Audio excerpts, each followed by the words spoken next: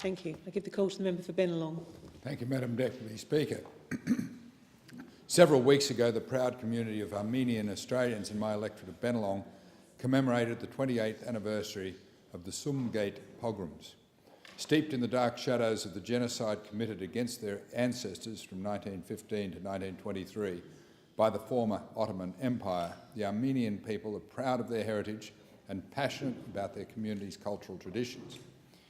In February 1988, Armenians living in the region of Nagorno Karabakh, which was under the administration control of Azerbaijan at the time, held peaceful demonstrations as a call to be reunited with Armenia after almost 70 years of oppressive rule. In response to these demonstrations, as an act of collective punishment, Azerbaijani mobs viciously and systematically attacked and assaulted the Armenians of Sumgait. Hundreds of innocent civilians were brutally murdered and injured in horrific ways, including torture and burning, as well as the rape of women and young girls.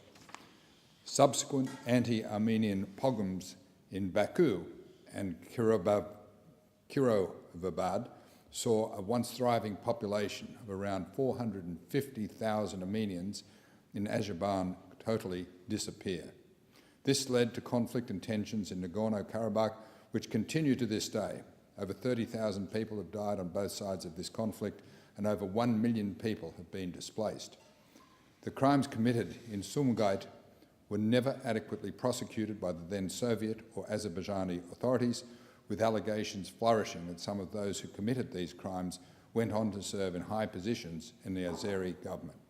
Madam Deputy Speaker, I've spoken in this place previously of Azerbaijan's poor human rights record and systematic crackdown on the freedoms we all take for granted.